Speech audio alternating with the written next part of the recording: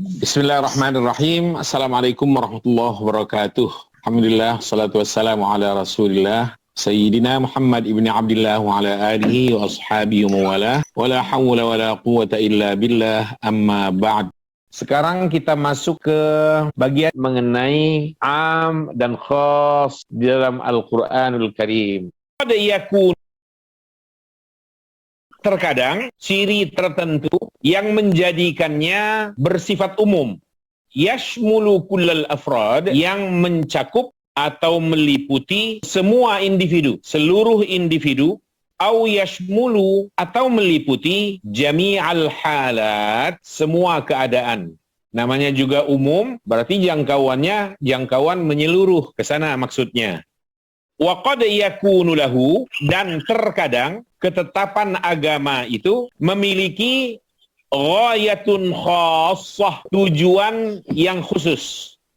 La tashmulu, yang tidak mencakup atau tidak meliputi jami'al afrad, semua individu, atau jami'al halat, atau tidak juga meliputi atau mencakup semua keadaan.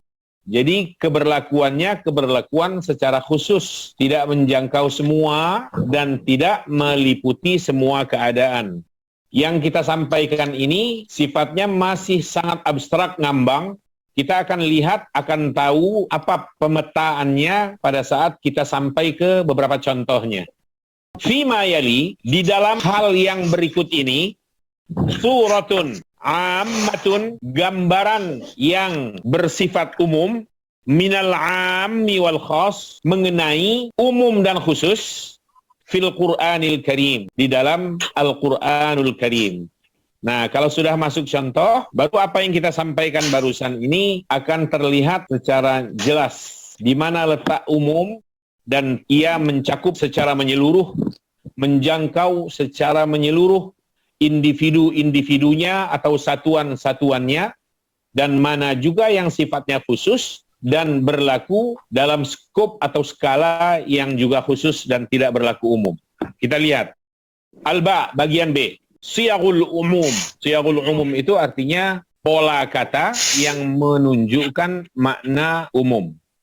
Wa minas siyagil lati, di antara pola kata atau macam kata juga boleh, allati, yang tashmulu, mencakup, kullal afradi, semua individu atau satuan-satuannya, au jami'al halat, atau mencakup semua keadaannya, adalah yang berikut ini. Di antaranya yang pertama, kullu atau kullun.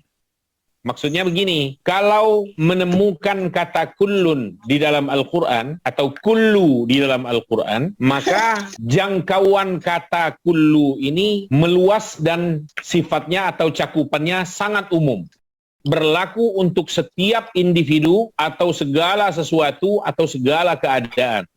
Kaqaulihi ta'ala, seperti firman Allah subhanahu wa ta'ala, kullu nafsin dha'iqatul maut. Perhatikan kata kullu. Setiap jiwa, dha'iqatul maut, akan merasakan kematian, akan menemui ajalnya dan merasakan maut yang menghampirinya. Nah, kata kullu ini salah satu kata yang sifatnya umum. Karena sifatnya umum, maka jangkauannya menyeluruh tanpa kecuali. Adakah manusia yang tidak mati? Tidak ada. Semua akan mati. Adakah hewan yang tidak mati? Semua akan mati. Adakah iblis yang tidak mati? Semua akan mati. Adakah tanaman yang tidak mati? Semua bakal mati. Jangankan itu, hatta sampai-sampai para malaikat Allah subhanahu wa ta'ala semuanya akan merasakan kematian. Di antara para malaikat yang terakhir mati adalah Jibril alaihi salatu wassalam, Mikail alaihi salatu wassalam, Israfil alaihi salatu wassalam, dan Malakul Maut yang sering disebut-sebut bernama Israel.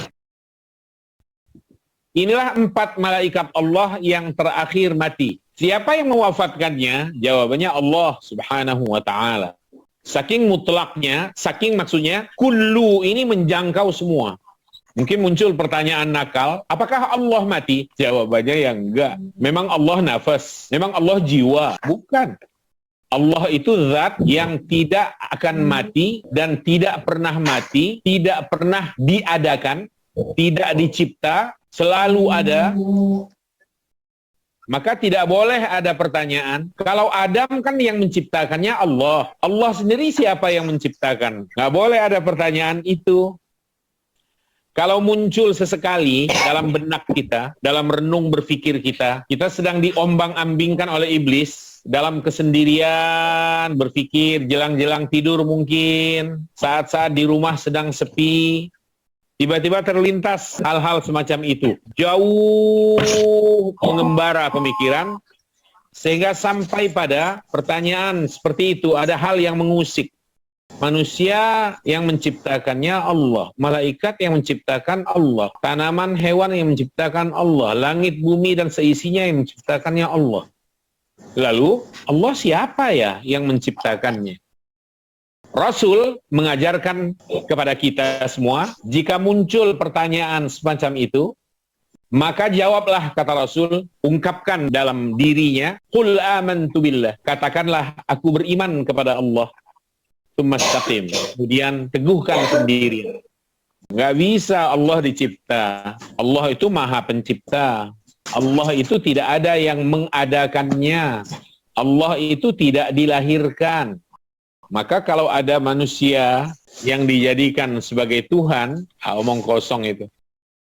Manusia menjadi Tuhan itu tidak boleh. Karena manusia itu dilahirkan. Maka Allah tidak pernah terkena kalimat ini. Kullu nafsin, ini nggak menjangkau Allah. Menjangkau semua di luar Allah, yaitu semua makhluk. Siapapun dia, apapun dia, pasti akan merasakan kematian. Oke, ini satu contohnya. Wa qawlihi, dan firman Allah, Allahu khaliqu kulli syai'.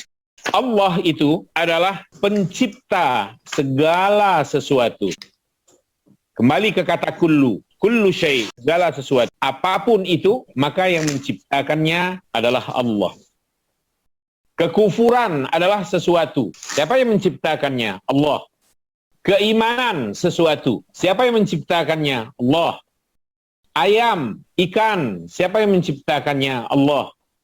Babi, anjing, darah, siapa yang menciptakannya? Allah. Tinggal persoalannya, apakah karena babi ciptaan Allah boleh dimakan? Kita masuk ke wilayah hukum agama, hukum Islam. Jawabannya sudah pasti tidak.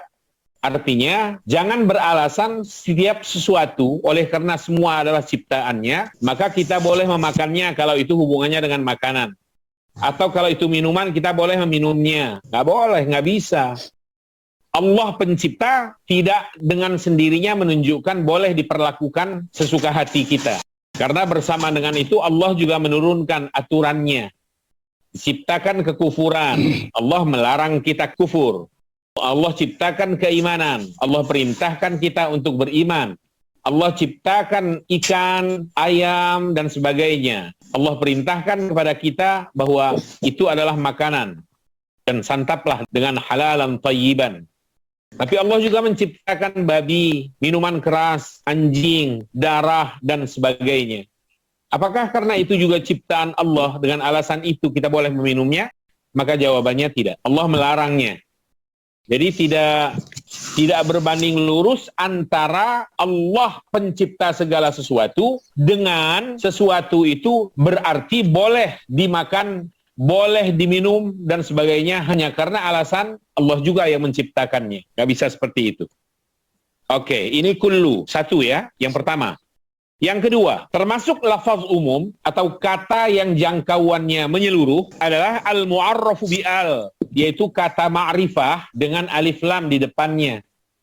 Allati yang listighraqil jinsi, yang cakupannya meliputi jenisnya, seluruhnya. Perhatikan contoh, kaqaulihi ta'ala, seperti firman Allah wal 'asr, demi masa. Innal insana lafi khusr. Ada kata al-insan. Kata al-insan ini seperti terlihat mu'arraf bi'al. Sudah ma'rifah dengan alif lam di depannya. Li ifadatil istighraq. Yang tujuan alif lam di sini adalah untuk menunjukkan jangkauannya secara menyeluruh. Istighraq itu menjangkau menyeluruh. Kalau begitu ayat ini harus dipahami, sungguh manusia itu seluruhnya tanpa kecuali benar-benar dalam kerugian. Selama dia manusia, belum ada embel-embel apa-apa, siapapun dan apapun dia masuk ke dalam kelompok merugi.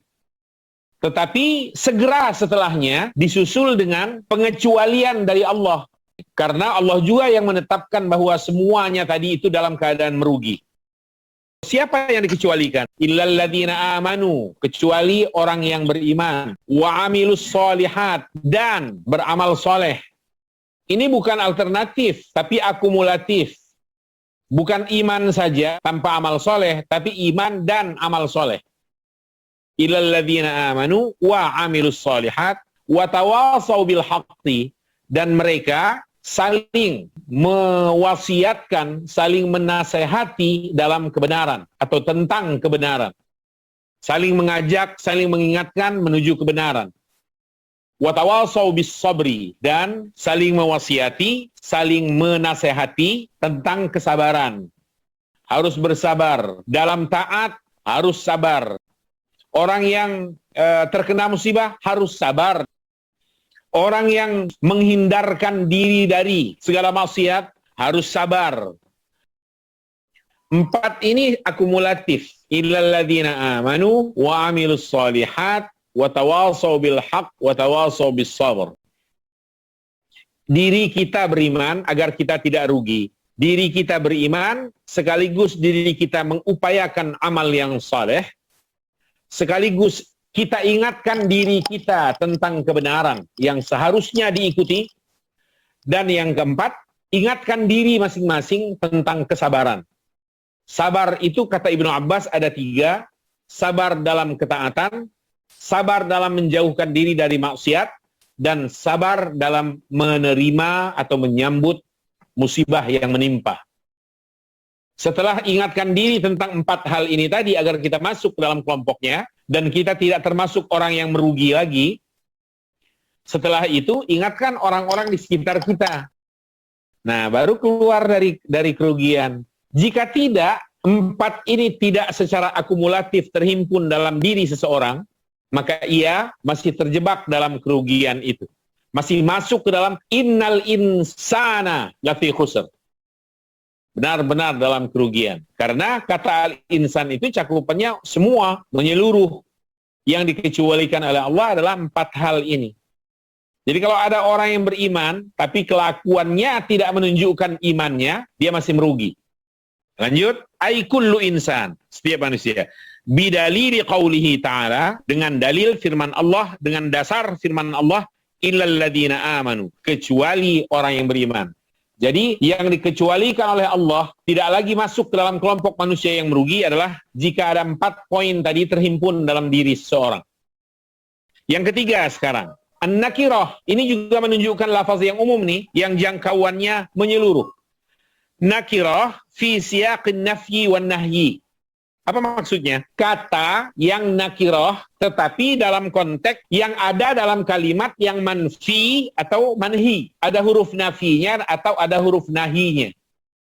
Supaya jelas, kita lihat. Ada ayat yang berbunyi, fala rafatha wala fusuqa wala jidala fil hajj. Perhatikan kata rafath.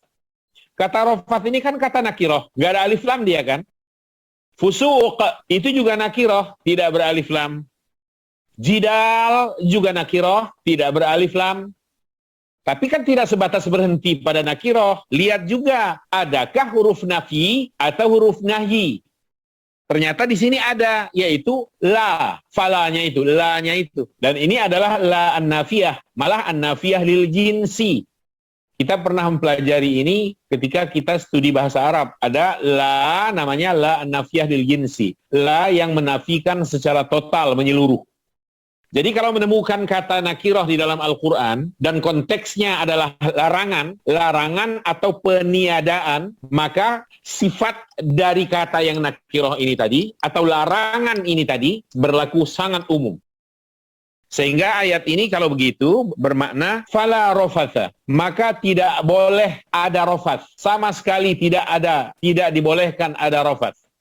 Apa itu rofat? Rofat itu adalah perkataan atau ucapan yang kotor karena terhubung dengan syahwat, dengan birahi. Ucapan-ucapan yang keluar dari mulut yang kaitannya dengan nafsu atau dengan syahwat itu namanya rofat. Dan Allah melarang, tidak boleh ada rofat, tidak boleh ada perkataan yang menjurus kepada syahwat, menjurus kepada birahi, tidak boleh. Kapan? Ayat ini kan konteksnya haji. Sebelum masuk ke fala rofata, sebelumnya ada kalimat al-hajju asyhurum ma'lumat. Haji itu ada dalam bulan-bulan tertentu atau bulan-bulan yang dimaklumi. Bulan apa saja? Syawal, Dzulqa'dah dulu, baru Dzulhijjah. Maka orang yang berihram untuk haji pada bulan Syawal, sah ihramnya. Orang yang berihram pada bulan Dzulqa'dah untuk haji, sah hajinya. Orang yang berihram untuk haji pada bulan haji, sah hajinya. Sebelum wukuf di Arafah. Haji itu kan Arafah kata Rasul. Jadi al-hajju asyhurum ma'lumat, haji itu ada dalam beberapa bulan tertentu, bulan Syawal, bulan Dzulqa'dah dan sebahagian dari bulan Dzulhijjah. Lalu faman farada fihinnal hajja, siapa yang telah menetapkan niatnya untuk berhaji pada bulan-bulan itu, baru masuk ayat ini, fala rofata, maka dalam musim haji itu, sepanjang dia sudah punya niatan haji itu, fala rofata, maka tidak dibolehkan sama sekali untuk rofas, berbicara, mengumbar perkataan yang menjurus kepada syahwat atau birahi. Walaupun hanya bercanda saja, tetap tidak boleh. Itu masuk kategori rofat. Fala rofata. Kalau kita hubungkan kepada la nafya lil jinsi, waktu kita mempelajari itu, ini penafiannya, peniadaannya total sama sekali. Jadi nggak ada celah sedikit pun rofas untuk dibenarkan. Nggak ada celah. Semua bentuk rafas dilarang. Ucapan, perkataan, nyerempet-nyerempet. Lalu, wala fusuqa, dan tidak boleh juga ada kefasikan. Apa itu kefasikan? Kefasikan itu adalah keluar dari jalur ketaatan. Itu namanya fasik. Orang yang fasik itu adalah orang yang lebih banyak melakukan pelanggaran daripada taat. Menyimpang dari rel yang seharusnya. Itu namanya fasik. Kebanyakan fasik itu dalam tindakan, perbuatan nyata, anggota badannya. Kalau rofat itu kebanyakan hubungannya dengan lidah. Tapi diperluas dengan jari. Karena mengetik lewat WA-nya, lewat Facebook-nya, dan seterusnya. Wala jidal, dan tidak juga dibolehkan apapun bentuk dari jidal itu artinya berbantah-bantah. Nggak boleh. Dalam musim haji nggak boleh sama sekali. Malah di luar musim haji pun, jika bisa dihindarkan, hindarkan berbantah-bantah. Gak bagus kok dalam agama, karena akan memicu permusuhan. Contoh saja ya, yang sering terjadi pada musim haji berbantah-bantahan itu, ketentuan agama melontar itu setelah tergelincir matahari siang. Tiba-tiba ada kebijakan dari panitia haji bahwa besok melontarnya pada pukul 10 pagi. Khusus untuk jamaah haji Indonesia dan Malaysia umpamanya. Di situ tuh mulai muncul orang-orang mau unjuk ilmu, unjuk kekuatan, unjuk kepintaran. Muncul si A, saya mohon maaf nggak sependapat. Menurut kiai saya, melontar di bawah pukul 12 siang waktu setempat Saudi Arabia, itu nggak sah. Muncul lagi si B. Kiai lu, kiai apa itu? Kiai gua aja membolehkan, kata si B. Kata si C, makan jangan sok, baca buku dulu, banyakin ilmu, baru ngomong. Nah, mulai tuh gontok-gontokan. 3 orang terlibat nih. Lu jaga mulut ya, lu juga jaga mulut lu. Nah, mulai kruh. Nah ini, itu pemicunya hanya persoalan sepele loh. Jalan keluarnya adalah patuhi kebijakan yang ada. Lain dulu, lain lagi hari ini. Betul, ketentuannya adalah melontar setelah tergelincir. Tapi kan kondisi hari ini berbeda. daripada tumbang karena bejubel, bentrok fisik antara mereka yang berbadan tinggi dengan masyarakat Indonesia atau Asia Tenggara lah umpamanya, lebih baik panitia mengatur di jadwal. Ini contoh jidal itu. Mungkin ada yang bilang, saya nggak berbantah kok Pak, saya itu cuma ngasih tahu aja. Nah semacam ini juga nggak boleh. Jadi adanya la an-nafiyah lil jinsi ini menjadikan rofath difathahkan sehingga dibaca la rofata, la fusuqa, la jidala, la haula, wala quwata, la ilaha, la raiba, la ikroha. Banyak sekali contohnya. Ini untuk menunjukkan menafikan secara total jenisnya yang dinafikan secara total itu. Oke, jadi sifatnya nakirah. Nakirah dalam konteks larangan atau peniadaan, kalimat negatif lah ya, maka sifatnya berlaku umum.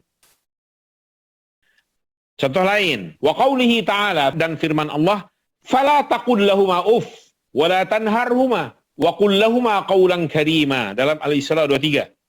Perhatikan kata uff, ini adalah kata nakirah, dan kata nakirah ini dalam konteks kalimat negatif, yaitu ditandai dengan adanya la di depannya yang menunjukkan larangan. Sehingga kalimat ini berarti fala taqul, maka janganlah Anda mengucapkan untuk kedua beliau, orang tua, ayah bunda, perkataan wala tanharhuma, dan jangan bentak keduanya atau jangan hardik keduanya. Ini kan ucapan lagi males umpamanya. Ini perkataan enteng tapi menyakitkan hati kedua orang tua. Maka keberlakuannya menyeluruh ini. Bukan cuma jangan katakan tapi juga terlebih bahkan jangan mengatakan sesuatu yang lebih menyakitkan lagi, apalagi melakukan tindakan yang menyakiti fisik kedua beliau. Aduh, betapa besar dosa orang yang durhaka kepada ayah bundanya. Allah melarang kita karena kedudukan kedua orang tua begitu terpuji di sisi Allah Subhanahu wa taala. Hubungannya dengan anak-anaknya. Fala taqul lahuma maka janganlah Anda mengucapkan perkataan kepada keduanya. Saya nggak mengatakan Pak, saya cuma menendangnya aja. Mengatakan nggak boleh, apalagi menendangnya. Dalam studi usul fikih itu namanya qiyas aulawi. Artinya lebih hak lagi untuk dilarang. Mengatakan saja nggak boleh, dilarang oleh Allah. Apalagi lebih dari itu. Jadi jangkauannya menyeluruh, umum sekali sifatnya.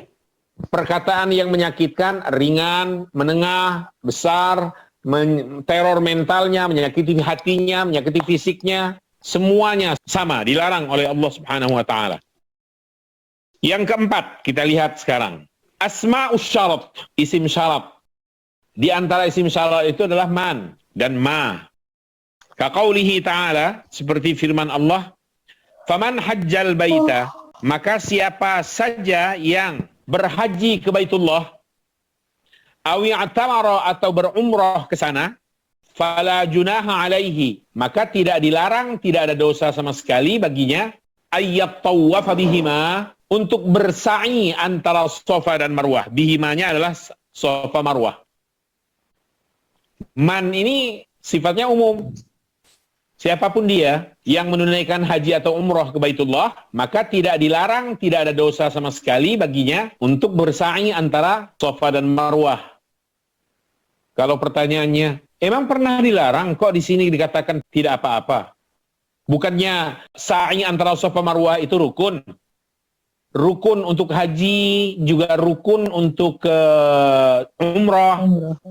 Kok di sini dikatakan maka nggak ada dosa? Nah, di sini begini. Pada zaman jahiliyah, orang-orang jahiliyah, orang-orang kafir Quraisy itu, kaum musyrikin Quraisy, mereka juga melakukan sa'i antara Safa Marwah itu. Ka'bah itu kan milik bersama, dihormati oleh orang-orang musyrik juga, dan dihormati oleh orang-orang yang bertauhid, orang-orang muslim. Abu Jahal itu juga tawaf loh, Abu Lahab itu tawaf. Orang-orang jahiliyah dulu, kalau menyimpan harta benda, kebanyakan mereka menyimpannya di dalam Ka'bah. Di dalam Ka'bah itu ada sumur, tempat mereka menitipkan harta-harta atau benda-benda yang berharga, emas, Tinggal mereka beri tanda saja, kemudian masukkan ke sumur, aman. Sumurnya nggak ada airnya, hanya bentuknya saja. Kemudian masukkan situ, aman. Nggak ada yang mencurinya. Kenapa? Saking tingginya penghargaan mereka terhadap Ka'bah. Padahal Ka'bahnya tidak berpintu seperti sekarang. Sekarang, zaman ini, disimpan rapih di dalam bank saja, masih kecolongan coba. Itu kan berarti lebih dari jahiliyah. Sementara di zaman jahiliyah dulu, asal sudah masuk ke dalam sumur itu, wadah berbentuk sumur begitu, aman. Nggak ada yang berani untuk mencurinya. Saking mantapnya yakin mereka bahwa jika melakukan kerusakan di sekitar Ka'bah ini, maka akan mendapatkan kutukan. Segitunya coba orang-orang jahiliyah. Lalu mereka pun sa'i antara Safa dan Marwah. Hanya saja di atas bukit Safa mereka tempatkan patung berhala, ya, patung namanya Isaf. Di Marwah, di bukit Marwah di sebelah sana mereka tempatkan juga patung Nailah namanya. Jadi setiap mereka sampai di bukit Safa, mereka berdoa di hadapan patung ini dan mereka cium, mereka peluk cium patung ini, baru mereka meneruskan perjalanan menuju Marwah. Sampai di Marwah, mereka bertemu dengan berhala atau patung namanya Nailah. Hal yang sama mereka lakukan, mereka berdoa di hadapan patung itu, mereka cium patung itu, baru meneruskan perjalanan lagi menuju Safa. Dan begitu seterusnya, berputar-putar mereka antara Safa Marwah, memohon keberkatan berhala, patung, Isaf, dan Nailah. Di samping laki dan perempuannya yang sa'i di sana, berkeliling di situ, aurat mereka terbuka sebebas-bebasnya. Nah, datang Islam dibawa oleh Muhammad Rasulullah SAW. Muncul pertanyaan di kalangan para sahabat yang sudah bergabung bersama Muhammad SAW. Dalam diri mereka terucap pertanyaan, emang boleh kita melakukan sa'i antara Safa dan Marwah? Bukannya Safa Marwah ini diisi oleh orang-orang kafir, orang-orang musyrik. Nah, menjawab pertanyaan atau kebimbangan seperti itu, turun ayat ini. Faman hajjal baita aw i'tamar, maka siapapun yang melakukan haji atau umrah ke Baitullah, fala junaha alaih, maka tidak ada dosa baginya. Tidak ada masalah, boleh-boleh saja, silahkan. Walaupun juga bersama itu ada orang jahiliyah, orang kafir yang ikut sa'i. Tapi tidak lalu terhalang kita untuk melakukan sa'i di kalangan umat Muhammad SAW. Ini sebabnya muncul ayat ini. Ini juga sebabnya mengapa ada kalimat fala junaha, maka tidak ada dosa bagi yang berhaji atau berumrah itu ayat tawafa bihima, untuk melakukan sa'i di antara bukit Safa dan bukit Marwah itu. Dengan turunnya ayat ini, terjawab pertanyaan mereka dan hilang kebimbangan atau keraguan mereka. Mereka khawatir, para sahabat maksud kita ya, mereka khawatir, jangan-jangan kalau kita sa'i antara Safa Marwah, nanti oleh agama, oleh Islam ini, dianggap kita nyama-nyamain orang jahiliyah, ngikut-ngikut cara-cara orang musyrik. Memang boleh kita sa'i antara Safa Marwah. Dengan turunnya ayat ini dan mengatakan bahwa tidak ada dosa atasnya, atas yang berhaji atau berumrah itu untuk sa'i antara Safa Marwah, maka hilang keraguan. Mannya mencakup semua, ini umum. Faman hajjal baita, siapapun, nggak peduli dia presiden, tidak peduli dia dari benua ini, benua itu, negara ini, negara itu, jika menunaikan haji atau umrah, silahkan untuk melakukan sa'i antara bukit Safa dan bukit Marwah. Oke.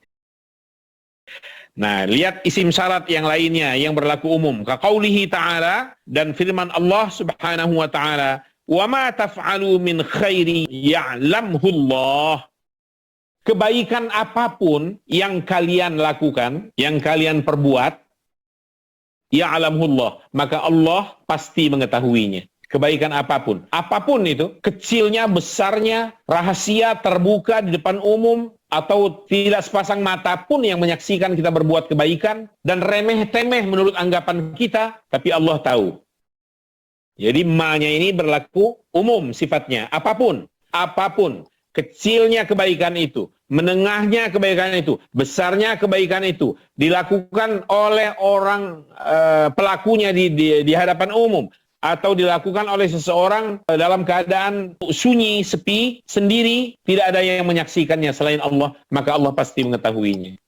Tinggal lagi, Bapak Ibu sekalian, kalau melakukan kebaikan di depan umum, pandai-pandailah mengendalikan hati, mengendalikan niat, pengendaliannya sebelum kita melakukan kebaikan itu.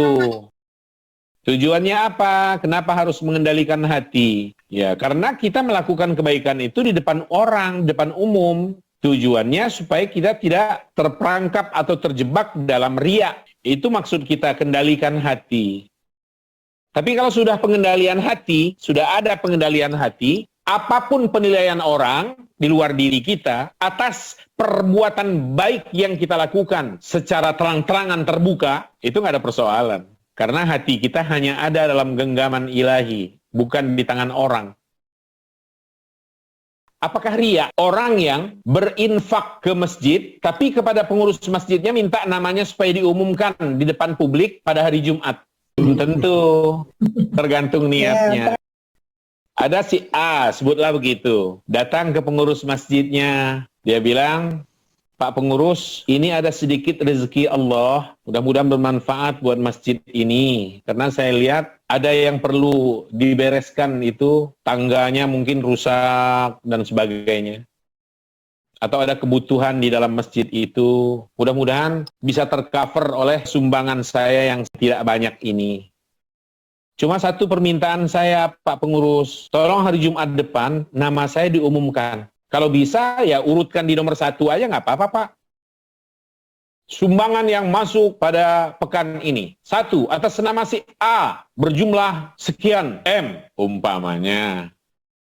Riyakah itu? Belum tentu terpulang kepada apa maksud si donatur ini dengan dia minta supaya namanya diterangkan, diumumkan di depan publik pada hari Jumat. Dan bahkan nominalnya disebut. Dia punya maksud apa?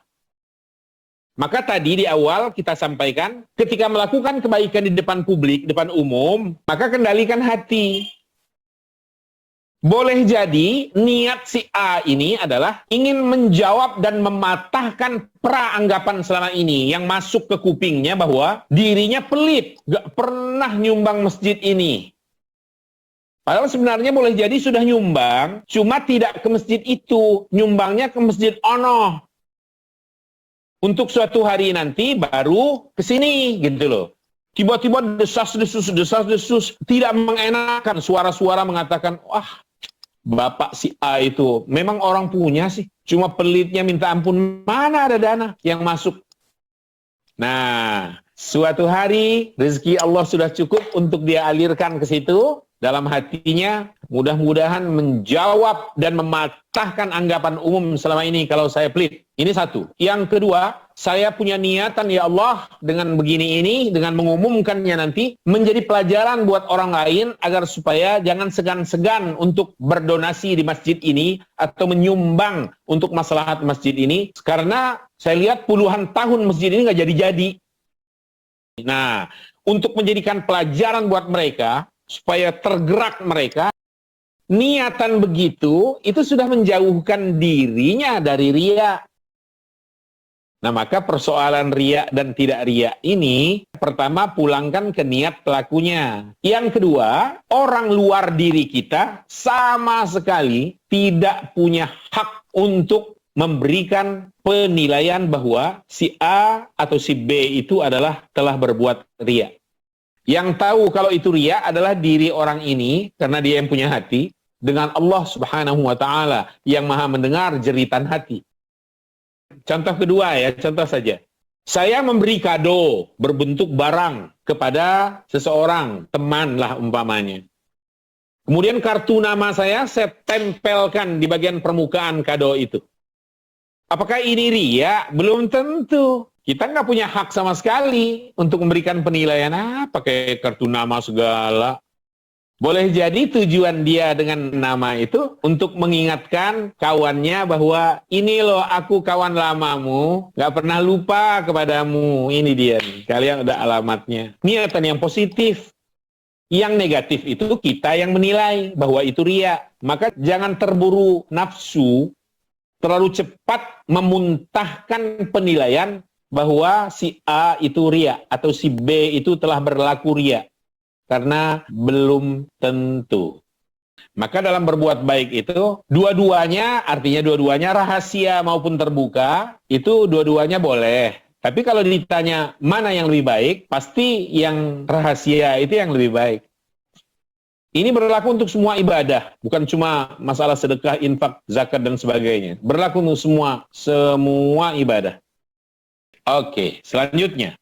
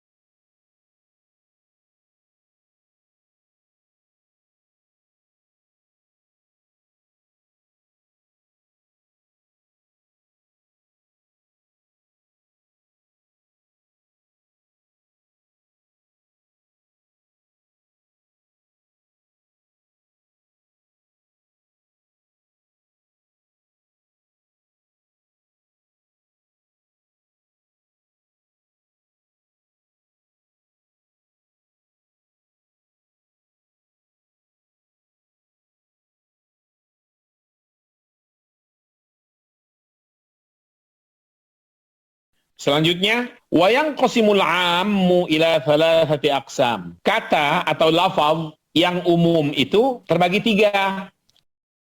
Al-awwal, yang pertama, al-am al-baqi ala umumihi. Lafaz umum yang tetap dalam keumumannya. Artinya tidak pernah berubah. Keberlakuannya sebagai kata yang bersifat umum dan menjangkau segala-galanya dan semua-muanya tanpa kecuali, itu keberlangsungannya terus. Maka dikatakan istilah di sini al-am al-baqi ala umumihi.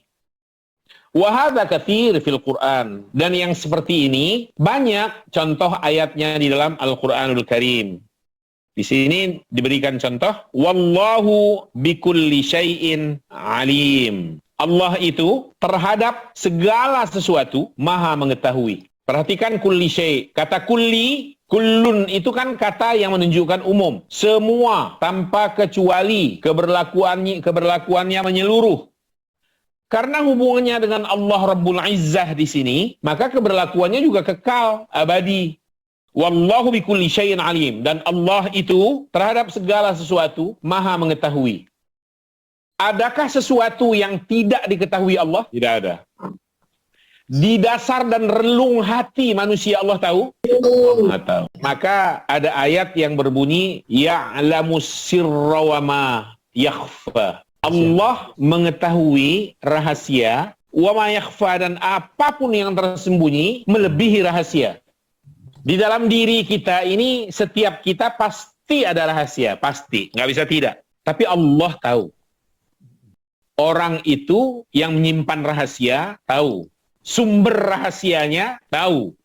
Zat yang maha mengetahui rahasia juga tahu, yaitu Allah Subhanahu wa ta'ala. Apakah ada yang lebih tersembunyi lagi ketimbang rahasia? Ada.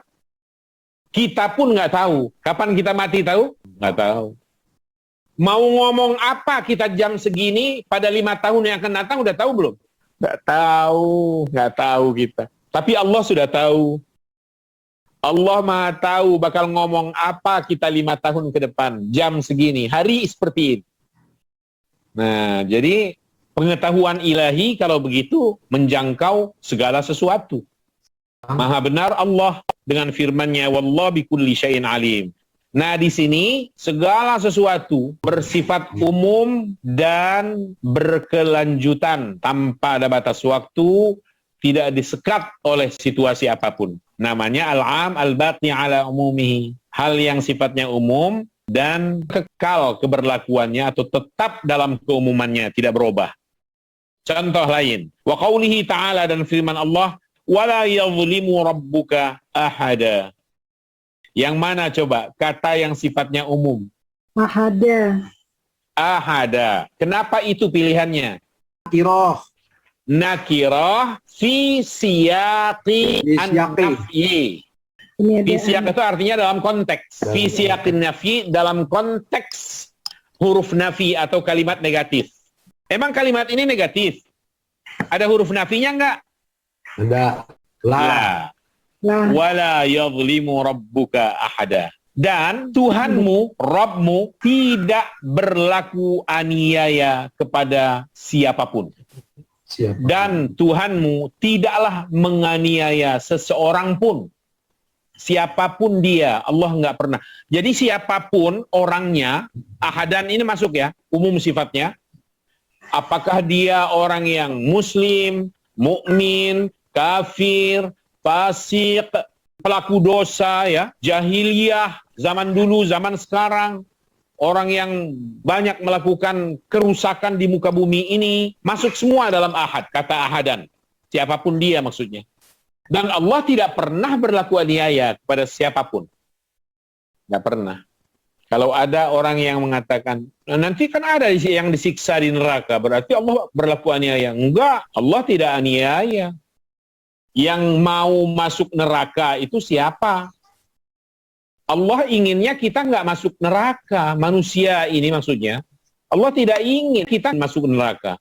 Allah ingin dan menjanjikan masuk surga. Akan disenangkan, dimuliakan, dibahagiakan. Nah, buktinya nanti akan ada orang yang masuk ke dalam neraka. Itu pilihannya, bukan Allah yang memilihnya. Nggak ada Allah memilihnya dan memaksanya untuk berada dalam neraka. Nggak ada. Sebagaimana Allah tidak pernah memaksakan keimanan ini untuk dianut, agama ini untuk dianut. Allah nggak pernah paksakan. Sehingga kita bisa katakan, kalau pada akhirnya suatu hari nanti banyak manusia yang ada dalam neraka, itu bukan karena Allah berlaku aniaya kepada mereka, tetapi merekalah yang menganiaya diri mereka sendiri. Walakin kanu anfusahum yadhlimun. Tapi karena merekalah yang menganiaya diri mereka sendiri.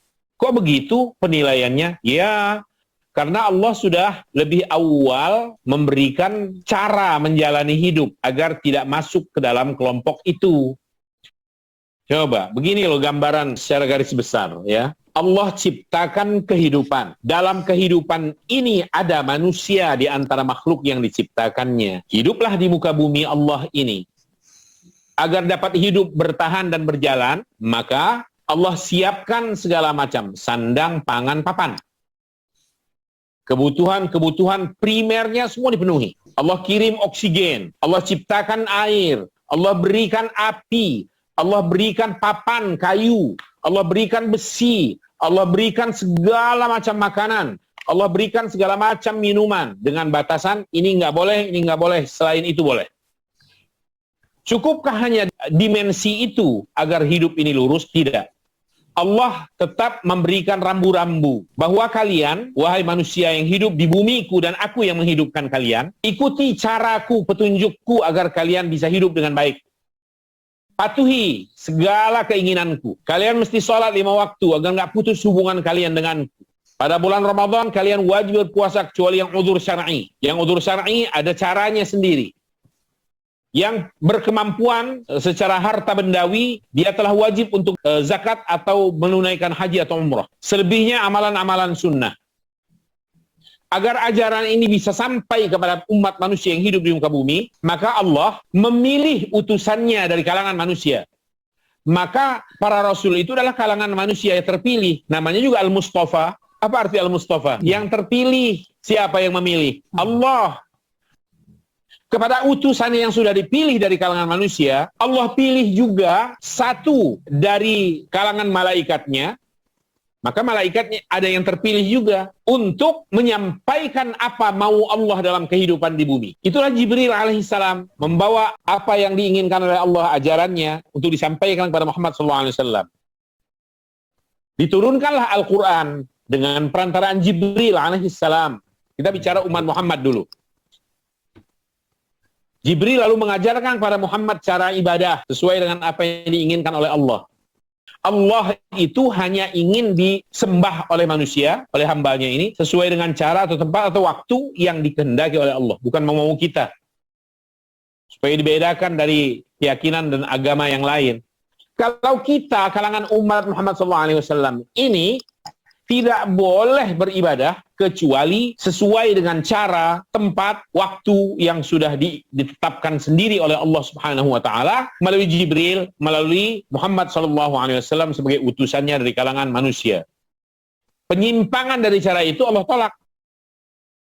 Coba aja sholat subuh pukul 7, berarti kan di luar waktu. Sah apa tidak? Nggak sah. Kenapa? Ya kan saya sudah ibadah. Nggak sah, karena Anda beribadah sesuai dengan cara dan suka-suka Anda mengatur waktunya. Allah sudah batasi subuh antara jam sekian dan jam sekian. Melalui ilmu yang disampaikan kepada Muhammad Rasulullah dengan perantaraan Jibril. Dan diajarkan kepada para ulama atau para sahabat, para tabi'in, para ulama yang mengambil ilmu itu dari mereka. Ya, tapi kan saya kesiangan. Kalau bangunnya kesiangan soal lain. Ibadahnya insya Allah sah. Yang kesiangan saja masih sah ibadahnya. Karena Rasulullah yang mengajarkan itu. Jika Anda bangun dari tidur, sudah lewat dari waktu subuhnya, dan teringat saat itu sadar bahwa belum menjalankan sholat, berwudulah dan sholatlah. Itu cara-cara ibadah yang dikehendaki oleh Allah Subhanahu wa ta'ala. Yang kesiangan saja masih sah ibadahnya. Karena Rasulullah yang mengajarkan itu. Jika Anda bangun dari tidur, sudah lewat dari waktu subuhnya, dan teringat saat itu sadar bahwa belum menjalankan sholat, berwudulah dan sholatlah. Itu cara-cara ibadah yang dikehendaki oleh Allah Subhanahu wa ta'ala. Yang kedua adalah al-am al-murad bihil khusus. Ada lafaz yang umum, tapi dimaksudkannya adalah khusus. Dari segi kata, memang umum dia. Tapi maksud dari kata ini sebenarnya tidak umum. Maksudnya adalah khusus. Ini bisa diketahui melalui asbabun nuzul, melalui tafsir. Lihat contohnya. Faqaulihi ta'ala, seperti firman Allah, alladzina, yaitu orang-orang yang qala lahumun nasu, kepada mereka manusia-manusia berkata, innan nasa, sesungguhnya manusia-manusia, qad jama'u lakum, telah menghimpun pasukan mereka untuk melakukan penyerangan kepada kalian. Fakhshawhum, maka takutlah kalian kepada mereka. Kira-kira mana yang lafaz umum? Lihat jelas, an-nas di situ ya, ada kalimatnya. Fal muradu bin an-nas itu kan artinya manusia, umum, cakupannya menyeluruh manusia. Sehingga kalimat ini semula pada dasarnya harus dipahami, yaitu orang-orang yang kepada mereka manusia-manusia mengatakan, sesungguhnya manusia-manusia itu telah menghimpun pasukan mereka untuk menyerang kalian. Fakhshawhum, maka takutlah kalian kepada mereka yang akan menyerang itu. An-nas ini memang lafaz umum, tapi maksudnya khusus. Fal muradu bin nas al-ula, karena yang dimaksud dengan an-nas yang pertama itu adalah Nu'aim bin Mas'ud, satu orang doang. Cuma Al-Quran mengungkapkannya dengan kata an-nas. Padahal yang dituju dengan an-nas yang pertama adalah seseorang yang bernama Nu'aim bin Mas'ud, satu orang. Sedangkan an-nas yang kedua, wal murad bin nas ats-tsaniyah, dan yang dimaksud dengan manusia yang kedua sini adalah Abu Sufyan ketika belum muslim dia masih kafir. Jadi begini, perang Badar besar itu kan terjadi pada tahun kedua Hijriyah ya. Setahun kemudian, tahun ketiga Hijriyah dalam sejarah terjadi perang Uhud. Pada perang Badar tahun kedua, kemenangan di kalangan kaum muslimin. Menang sehebat-hebatnya kaum muslimin. Itu pada tahun kedua. Pada tahun keempat, Abu Sufyan merancang sebuah rencana akan melakukan serangan kepada orang-orang Islam di Madinah. Tahun keempat Hijriyah. 2 tahun atau setahun setengah setelah perang Badar yang besar itu. Ternyata Abu Sufyan masih menyimpan dendam akan menyerang kaum muslimin. Nah, Abu Sufyan lalu mengutus seseorang, Abu Nu'aim bin Mas'ud ini, atau Nu'aim bin Mas'ud. Kata Abu Sufyan, sampaikan kepada Muhammad dan orang-orang Islam Madinah bahwa Abu Sufyan sudah menyiapkan pasukan untuk melakukan serangan di Madinah, yaitu di Badar.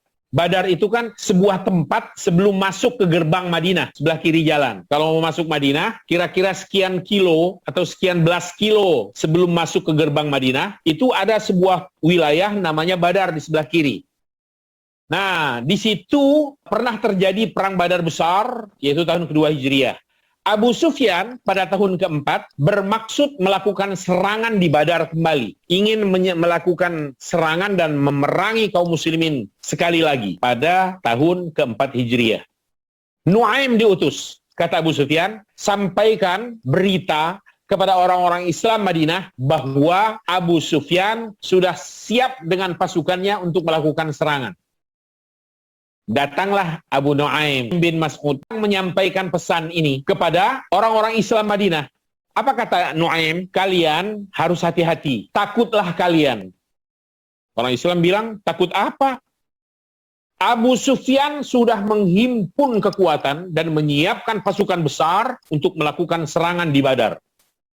Mendengar ini, bukan malah takut. Muhammad Rasulullah dan kaum muslimin Madinah, mereka sepakat untuk jemput bola. Mereka datangi Badar, ditunggu pasukannya Abu Sufyan. Ternyata pasukan Abu Sufyan tidak jadi berangkat ke Madinah untuk melakukan serangan. Tapi kan kaum muslimin sudah terlanjur keluar dari Madinah, berada di wilayah Badar. Karena di Badar itu banyak pasar, maka akhirnya kaum muslimin jualan di situ. Jadi mencari nafkah mereka di situ.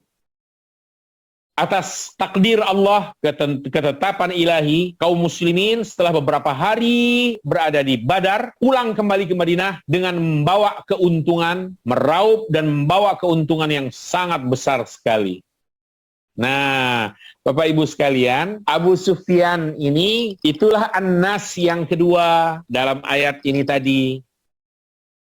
Sedang Nu'aim bin Mas'udnya adalah An-Nas yang pertama. Jika ini dimengerti, maka kembali ke ayatnya, yaitu orang-orang Islam Madinah yang kepada mereka Nu'aim bin Mas'ud mengatakan, sesungguhnya Abu Sufyan dan pasukannya sudah menghimpun di kekuatan akan melakukan serangan kepada kalian. Fakhshawhum, maka takutlah kalian kepada mereka. Kata Nu'aim bin Mas'ud sesuai pesan Abu Sufyan. Tapi yang terjadi bukan takut, malah siap untuk bertempur. Nah, ini namanya walau lafadznya umum, tapi maknanya khusus. Al-am al-muradu bihi al-khusus. Yang terakhir, al-am al-makhsus. Ini yang banyak di dalam Al-Quran. Umum yang dikhususkan. Mithlu qawlihi ta'ala, seperti firman Allah, walillahi 'alan nasi hajjul bait man istata'a ilaihi sabila. Ai anna lafzun nas 'am, bahwa lafaz an-nas dalam ayat ini umum sifatnya, semua manusia. Urida bihi afradun, tetapi yang dikehendaki dengan itu adalah afrad, beberapa personil saja, beberapa individu istata'u yang telah mampu ilaihi sabila, untuk melakukan perjalanan ke Baitullah untuk menunaikan haji. Coba kembali ke ayat, walillahi, dan hak Allah ala nas, atas manusia, dan hak Allah atas manusia adalah hajjul bait, mereka melakukan haji atau berkunjung untuk ibadah ke Baitullah al-Haram di Makkah al-Mukarramah. Seandainya sampai di sini saja, waduh, berat nih. Siapapun dia, selama menyebut dirinya manusia, wajib itu untuk haji. Walaupun nggak punya biaya, cari cara yang halal sebelum maut merenggut. Seandainya ayat ini hanya berhenti pada hijjul bait, tapi ternyata ada lanjutannya. Man istata'a ilaihi sabila, yaitu orang-orang yang telah berkesanggupan atau memiliki kemampuan untuk melakukan perjalanan ke sana, yaitu ke Baitullah al-Haram. Hanya mereka yang mampu sajalah yang diwajibkan oleh Allah untuk menunaikan ibadah haji ini. Nah, kalau begitu, kata an-nas itu sudah dikhususkan, yaitu sudah dikecualikan dengan menggunakan badal, yaitu man istata'a, yaitu orang-orang yang punya kemampuan saja, yang tidak berarti enggak. Dan yang punya kemampuan hanya sedikit dari seluruh umat manusia, enggak banyak, hanya sedikit saja. Bapak Ibu sekalian, kita cukupkan sampai di sini dulu. Mudah-mudahan selalu sehat, walafiat, panjang umur. Amin. Selalu dalam penjagaan Allah Subhanahu wa taala, dilindunginya. Dari segala bala dan penyakit. Selalu berkah dalam keluarga insyaallah. Amin ya rabbal alamin. Terima kasih Bapak Ibu, terima kasih untuk semua. Assalamualaikum warahmatullahi wabarakatuh. Waalaikumsalam.